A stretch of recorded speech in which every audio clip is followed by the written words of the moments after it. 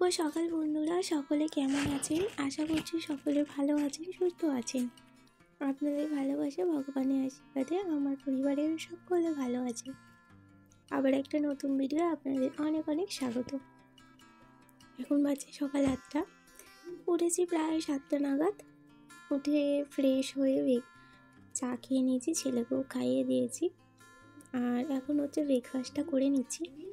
ব্রেকফাস্টটা বানিয়ে নিচ্ছি কারণ হচ্ছে আজকে একটু রুমটা ডিপ ক্লিন করবো, সেই জন্য। সপ্তাহে একদিন আমি করেই থাকি, আর আজকে হচ্ছে আমার রান্না নেই, সেই জন্য আজকে দিনটা আমি বেছে নিলাম। একটু সুবিধা হবে বেশি, যেদিন রান্না থাকে না সেদিন কাজটা একটু কম থাকে। এই কম থাকে ভুল কথা, আমাদের মতো গৃহিণীদের তো যেদিন রান্না থাকে না সেদিন আরও খুঁজে খুঁজে কাজ আমরা বেশি করেই বার করি। যেমন আমি, যেদিন আমার রান্না থাকে না সেদিন আমি ঘর পরিষ্কার কিংবা অন্য জামা কাপড় কাচাকুচি যেগুলো মানে বাড়তি থাকে গুছিয়ে রাখা, এগুলো প্রায় দিন আমি করেই থাকি। আর আমাদের প্রায় দিনই গোপীনাথের নেমন্তন্ন থাকে, তো এটা মাসে প্রায় দুবারও হয়ে যায় কখনো কখনো। আর এমনিও আমি সপ্তাহে একবার ডিপ ক্লিন করেই থাকি আমার উপরের রুমটা, নিচের রুমটা, বারান্দা, সব কিছু। তো এই যে বিছানাটা গুছিয়ে নিয়েছি, গুছিয়ে নিয়ে এখন খাটটা মুছে নিচ্ছি। যেহেতু আমার মাটির ঘর না, প্রচণ্ড ধুলো পড়ে, সেই জন্য প্রত্যেক দিন ক্লিন করার সত্ত্বেও আমাকে সপ্তাহে একদিন ডিপ ক্লিন করতেই হয়, মানে ভালোভাবে পরিষ্কার। এই যেমন সরিয়ে সরিয়ে তো প্রত্যেক দিন পরিষ্কার করার টাইম হয় না, যেহেতু একটা ছোট বাচ্চা আছে, আবার আমার একটা ছোটোখাটো বিজনেস আছে, তারপরে সংসারের কাজ, বুঝতেই তো পারছেন। আর এই শীতের সময় প্রচণ্ড এই ছোটোবেলায় তো কিছু হয়ই না, মানে সকালে চা খেতে খেতেই 8টা বেজে যায়। তো এর মধ্যেই আমাকে কাজগুলো কমপ্লিট করতে হয়।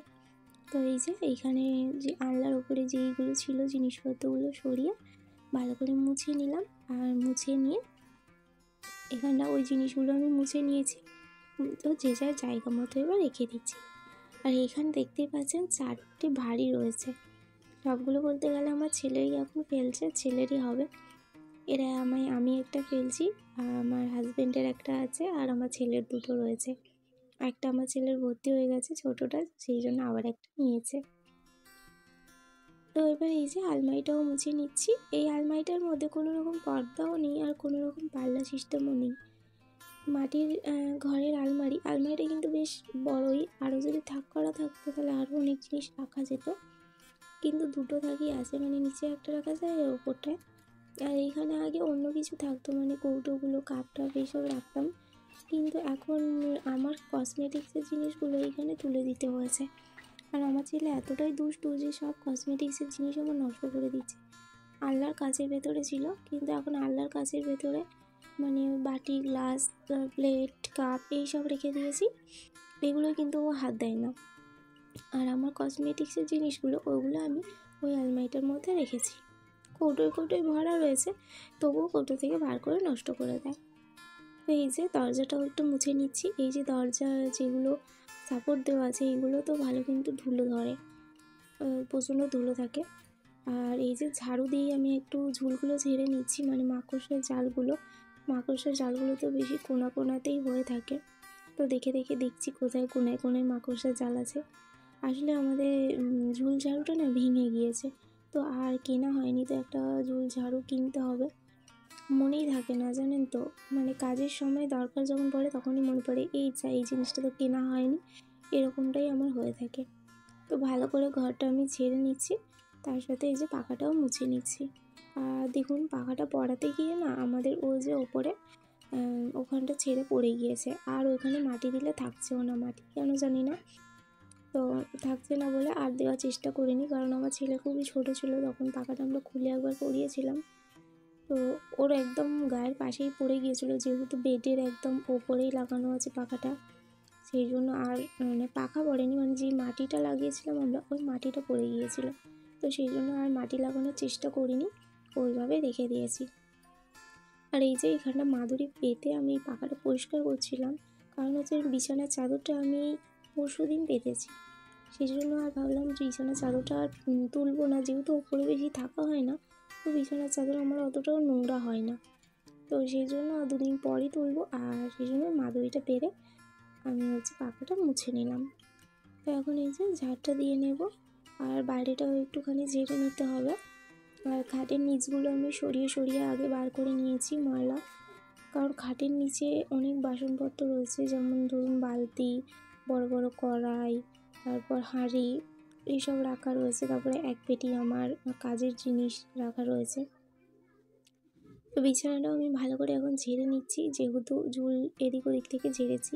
যদিও বা ঝুল সেরকম রুমে হয়নি, কারণ আমি সপ্তাহে কিন্তু ক্লিন করি, ডিপ ক্লিন। তারপরে আমি প্রত্যেক দিনই প্রায় যেখানেই দেখতে পাই একটুখানি ঝুল হয়েছে সেইখানটাই আমি ঝেড়ে নিই।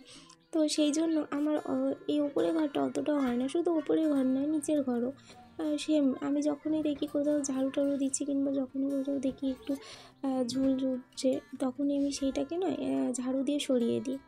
তো সেই জন্য কী হয়, আমাদের কষ্টটাও কম হয় আর কাজটাও অনেকটা কম হয়। আর কাজ কম হলে তো কষ্টটাও কম হবে, আর ঘর বাড়িও পরিষ্কার থাকে।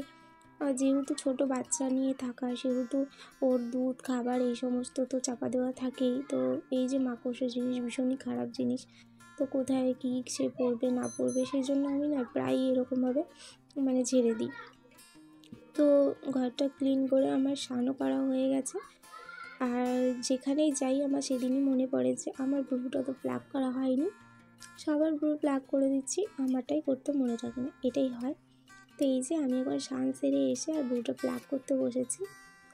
তো এখন ভ্রুটা প্লাগ করে তারপরে চলে এসেছি এই যে দায়িত্ব পালন করতে।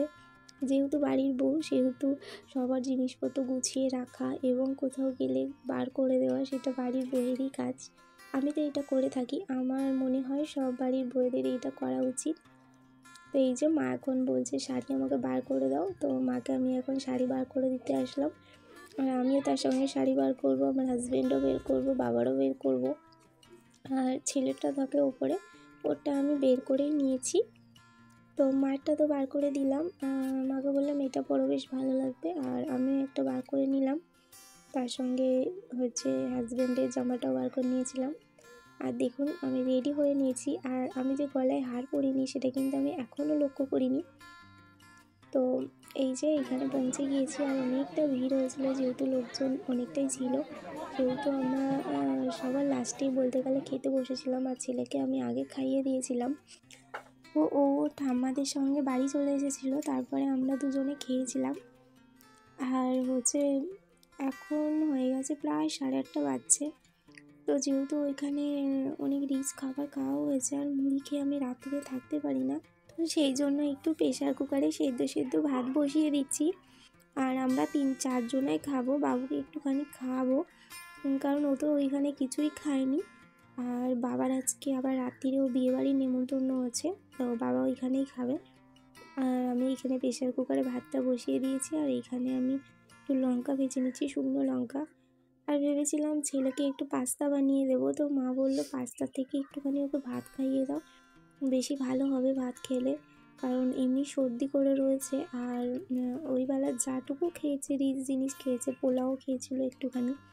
তো সেই জন্য আমি ভাবলাম ঠিক আছে একটা ডিম সেদ্ধ দিয়ে দিয়েছি ওর জন্য, তো ওকে একটুখানি ভাত খাওয়ানোর চেষ্টা করব, দেখি খায় নাকি। তো এই যে আমার সব কিছু মাখা হয়ে গেছে, বেগুন সেদ্ধ, আলু সেদ্ধ, টমেটো সেদ্ধ, আর তার সঙ্গে হচ্ছে একটা ডিম সেদ্ধ দিয়েছিলাম। আর এই শীতের সময় কিন্তু সেদ্ধ ভাত খেতে বেশ কিন্তু ভালোই লাগে গরম গরম। তো আমাদের খাওয়া দাওয়া কমপ্লিট করে এই যে উপরে চলে এসেছি। আর যেহেতু আজকে তো আর রোদ্দুর বেরোবে না রাত্রিবেলা, তো সেই জন্য আমি কাপড়গুলো ভাঁজ করে রেখে দিচ্ছি, যেগুলো পরে গিয়েছিলাম। তো কালকে একটুখানি রোদ্দুরে দেবো, রোদ্দুরে দিয়ে তারপরে আলমারির মধ্যে তুলে দেব। তো এখন আমি এই যে ভাঁজ করে রেখে দিলাম।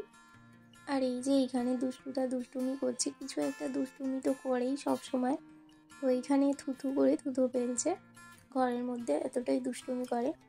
আর এই হারটা আমি মেলা থেকে কিনেছিলাম, তো আজকে পরে ট্রাই করলাম, কটা রিলস বানালাম, পরাই হয়নি।